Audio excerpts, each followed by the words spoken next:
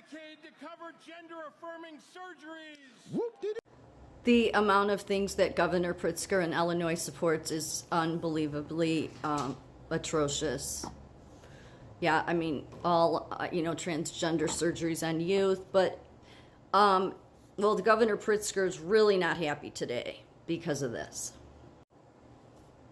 Trump cut off $125 million for Illinois Health Department. Yes. Perfect. That's because Illinois is one of the worst states when it comes to doing experimental science on the vulnerable. Yeah, especially state wards. So, of course, Pritzker's all upset about this and he's going to fight it. So any judge that sides with Pritzker on this issue should be, again, we need to have a better standard, should be impeached. You'll understand in a minute. So this decision, this is Pritzker, I believe, this decision to terminate already awarded federal funding will cause immeasurable harm and disruption to the health and safety of the people of Illinois and generate larger expenses in the long run, Governor Pritzker said. No, it won't.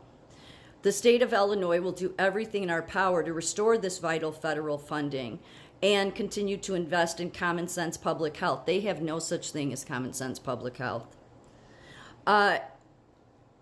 Goes on to say here, in addition to the money the federal government is rescinding, they are also blocking $324 million that was expected to come to the state to help prevent the spread of infectious diseases in Illinois. But see, the problem is the labs and the universities have a history of causing diseases. I'll explain. The money would have been used to strengthen surveillance on COVID-19. I think you have enough, Pritzker. You and Northwestern University and Hospital there, you put in all those blacklisted cameras back in Trump's first term. You got enough surveillance going on. You need more money to do more? For measles, the bird flu, it would be invested in labs that test samples of infectious diseases and building the public workforce across the state. There's never been a worse governor than Pritzker. While Illinois Department of Public Health has been preparing for anticipated federal budget cuts, the termination of this awarded funding will have debilitating impacts. Well, that's too bad, but hopefully it will help the public health. Making willing bodies, the University of Chicago human experiments at Statesville Penitentiary. This is just one. If you go look at the history of the universities and what they did to people, and these are the same damn people that then came around in 2020, and told everybody that we have a systemic racist problem. Yet the shit they did to black people in the poor community, the shit they do to state wards, shit they do to prisoners, they shouldn't get a dime of funding for anything. I hope they go bankrupt. The state of Illinois has a history of unethical experiments, particularly involving vulnerable populations, such as children and individuals with mental illness. Can you see why this is sort of a passionate issue for me? Given that I'm a psych nurse. Yes, I know this. Notable examples include the injection of psychiatric patients with malaria in the 1940s and the exposure of children at Willowbrook State School to viral hepatitis under the guise of vaccination. There's been peer reviewed on this. None of this is conspiracy. This is absolutely, you can go look up all the peer reviewed on it. During World War II, malaria research was conducted in prisons. A notable example was the experiments at Statesville Penitentiary in Illinois, in which prison subjects were infected with malaria for the purpose of testing the safety and efficacy of novel anti-malaria drugs. Over time, commentators have shifted from viewing the malaria research at Statesville as a model of ethical clinical research to seeing the experiments as abusive human experimentation that violates Nuremberg. We don't really fall under Nuremberg, though. There's so many examples of the stuff. It's horrifying that these states for all these years have gotten this money to do the stuff that they do.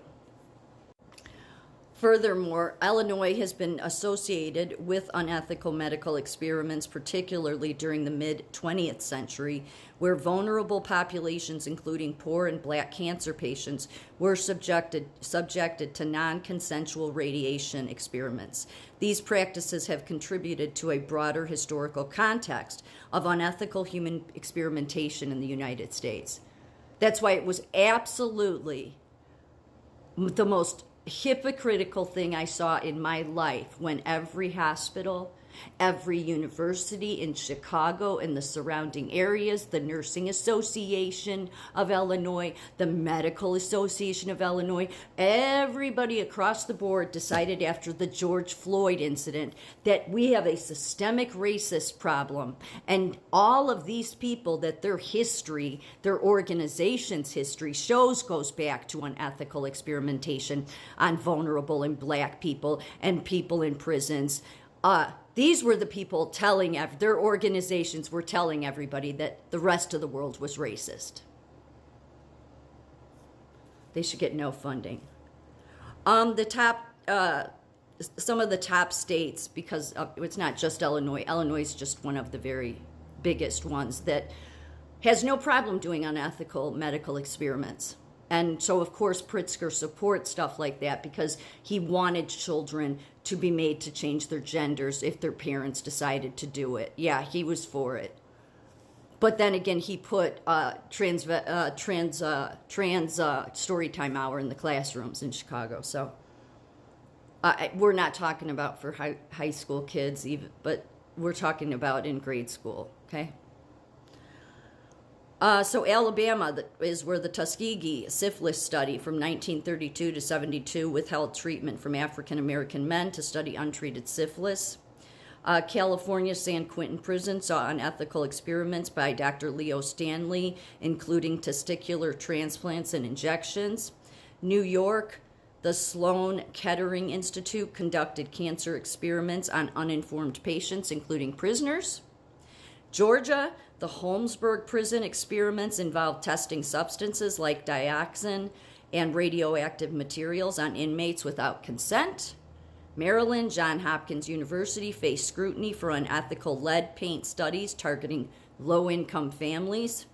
Missouri, St. Louis was used for secretive aerosol radiation tests during the Cold War, affecting predominantly black communities. Illinois, Chicago saw unethical sterilization practices targeting marginalized groups during the 20th century. Virginia, the Central Virginia Training Center was involved in forced sterilization under eugenics laws. Florida, experiments in psychiatric hospitals included electric shock therapy and lobotomies on vulnerable patients without proper consent. These cases reflect systemic abuses